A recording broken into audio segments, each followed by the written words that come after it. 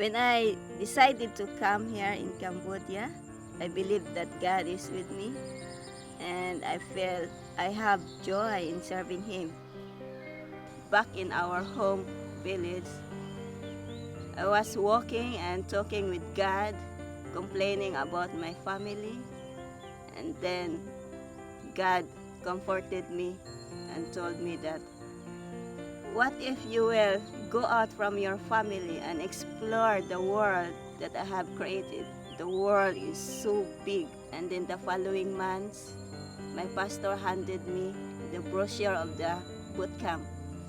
And so when I read the policies, the brochures, and then I got excited and interested to join the camp. So I signed up as a member. But then my pastor told me that they need a female leader.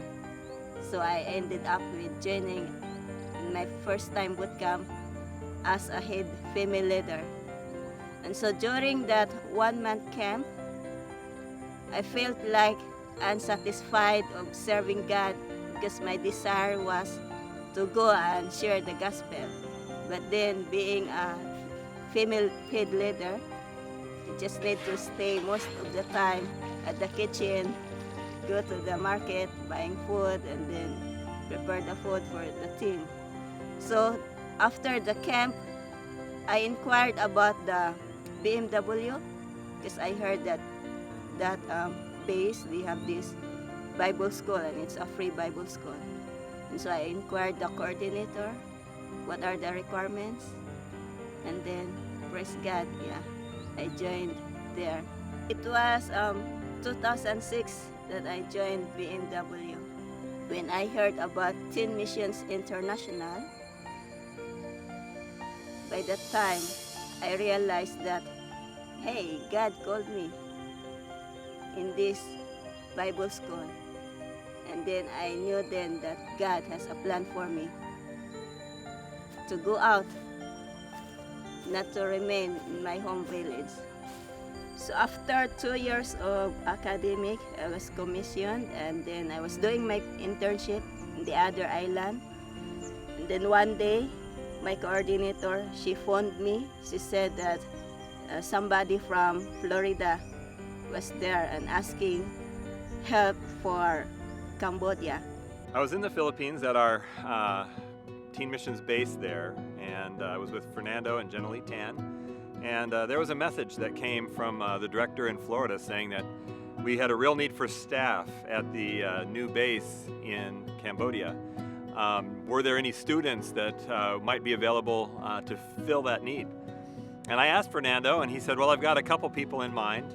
And one of those was Nelly. The moment I remember, Nelly was out in the fields.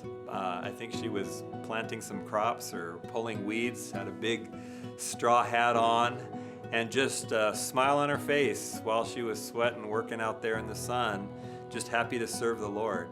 So I asked Nelly, would you be willing to pray about making a big commitment and leaving your homeland, getting a passport and serving in Cambodia? And she was willing, and another intern, Sarah, the two of them left everything behind and came to follow the Lord in Cambodia. We arrived here in Cambodia last February 1st, 2009. Upon arriving at the airport, I saw the place. Wow! I said, it looks like in Africa. The roads are color orange. And so because you are two, I'm not really felt afraid. And during my first 3 months, it was summertime here in Cambodia. So hot, the weather. And we didn't have BMW student that time. We're working most of the time at the construction work at the base. We're doing ministry like English ministry. We're teaching the neighborhood free English so we can share to them also the good news. And then we had this every year boot camp. In 2009, I met teacher Akim Kopilang and Nelly and Sarah. then that time I need help. So I asked them that, can you help me to do ministry in the village? Because that time I teach English and share the gospel in 2 villages. And they said, yeah, we can work with you. Because here in Cambodia have many Filipinos also at the church, and they encourage us to keep on going to explore this country. During my first year here, I've noticed that their food is really different from my country. So many strange food at the market, like snakes, frogs, snails, and etc. One time, I was deceived. I thought it was a kind of bird, but it was rat. So I bought it from the market and then I cooked it. And then later on, we noticed that it was not a bird, it was a rat. And then I said to myself, oh no, never again buy that kind of food. So because of the Khmer roads, people were struggling how to find food. And so because of that, until now, nowadays, you can see them eating strange food. So my first time boot camp, yeah, it was good. So many campers. And because the language, I didn't know that time yet. And I had this in my heart, the desire of knowing their language so that I can communicate to them. And one day I complained to God. I sit in front of the gate and I prayed to Him, Lord, why you brought me here? I don't know their language. I don't know what's the reason why the kids are crying. And people passing by, I don't know, I don't understand their language. And God is faithful. Later on, He sent somebody to teach me their language. And because of His grace, yeah, now I'm able to speak to them in their own language. Unfortunately, after 3 years, my leader from Indonesia, he left the country last 2013. And then somebody from Teen Missions, Malawi, they came here and they act as my leaders. But then after 2 years, they told us that they're leaving the country. And then they're searching who will be the next leader. They choose me to be in charge of the ministry. My heart was like, it was hard for me because I'm not yet ready to accept that responsibility. But I have no choice than to accept the reality. And praise God for the strength that He gave me. Yeah, I was able to manage and to continue the ministry since 2015 until now. We had different kinds of ministries like MSSM ministries, BMW, and boot camp. I taught the students every term, classes, and by 2016, we split out the schools. We're running Siem Reap and Kampong Chinang at the same time. So it was really hard for me, traveling back and forth, checking everything is doing well. With the local staff, I have only 2 local staff, one in Siem Reap, one in Kampong Chinang. Plus doing the reports, finance reports to the government. I was hoping that God will raise up somebody from this country to be the leader. But then, yeah, unfortunately, after how many months, one staff went home, and after a few months, another staff decided to go.